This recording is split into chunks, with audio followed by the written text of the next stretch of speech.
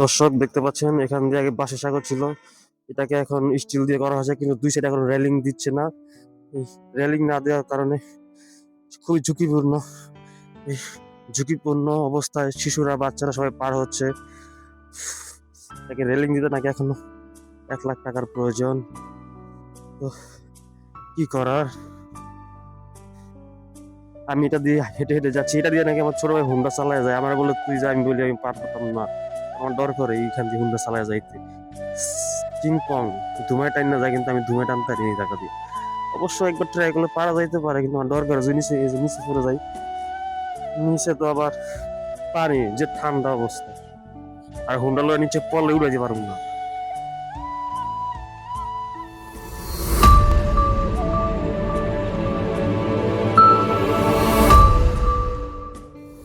এখন তো বাতাস শুরু হয়ে গেছে আবার এই ঠান্ডার ভিতরে, হিমশীতল ঠান্ডা, তারপর আবার বাতাস। দেখতে পাচ্ছেন গাছের পাতাগুলো লড়ছে। এটা হচ্ছে আমাদের সেই ব্রিজ।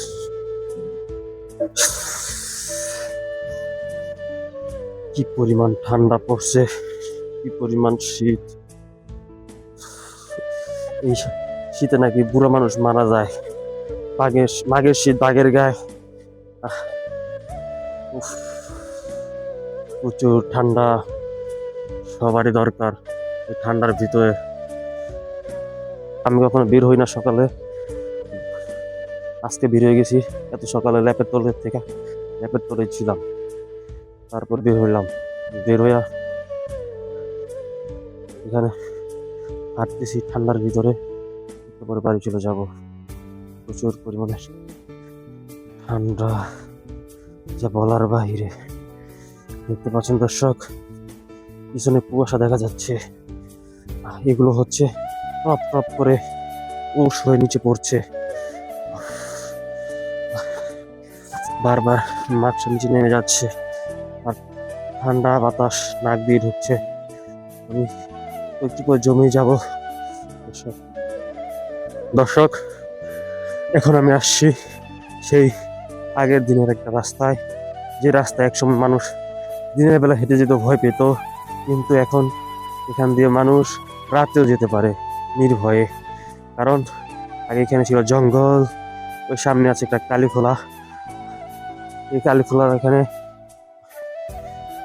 খুবই ভয়ানক ভয়ানক অভিজ্ঞতা আছে গ্রামের মানুষের, যা শুনলে আপনার গা শির উঠে যাবে, কিন্তু ওইসব না বলাই ভালো।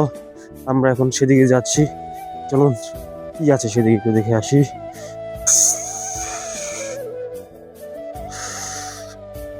এই দেখতে পাচ্ছেন সেই 70-80 বছরের পুরনো, 100 বছরের পুরনো বট গাছটা এখনো দাঁড়িয়ে আছে। আগে আমরা এই বট গাছের এই শিকড় দিয়ে বর্ষার দিনে দোলনার মতো খেলতাম, এখান থেকে ধরে লাফ দিতাম, একদম পাশে চলে যেতাম, আবার ওখান থেকে পাশে চলে আসতাম। একদিন তো একজন পড়েই গেছে পানিতে, এখানে পানি ছিল, পানিতে পড়ে গেছে। বিয়ার দাওয়াত আছে, বিয়ার খাইয়া যাবো। কি আইন দাওয়াত পাইছ? হ্যাঁ দাওয়াত পাইছ, দাওয়াত পাইছ তৈরি বাপ পোলা করতে গিয়ে আলি কই কই কার কাছে কার পড়াইছ বেতন পাস না?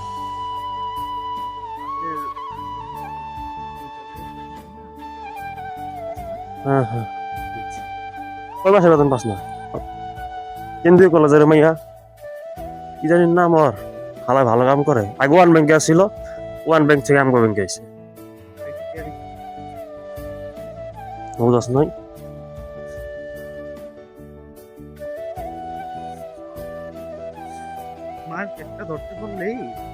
ক্রিকেটের মার্কেট এখন খুবই ঝামেলাপূর্ণ অবস্থা আছে।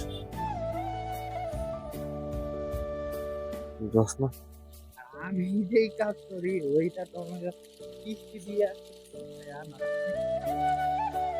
তো করা যায়, আনা যায়। এই বোকাবাজি করতে হয়।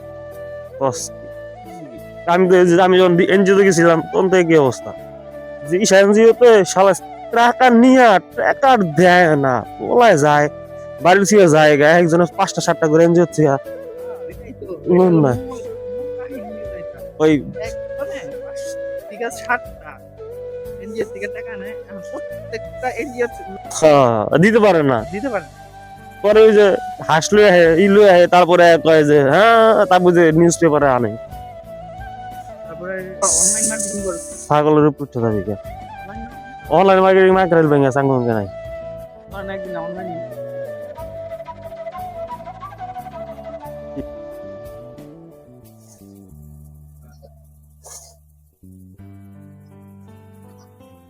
দেখলে মনে হবে বৃষ্টি হচ্ছে, কিন্তু আসলে এখানে কুয়াশায় দেখছেন কুয়াশা পরে কি পরিমাণে পানি পড়ছে, উস পড়ছে, ভিজে গেছে একদম পুরো গাছগুলো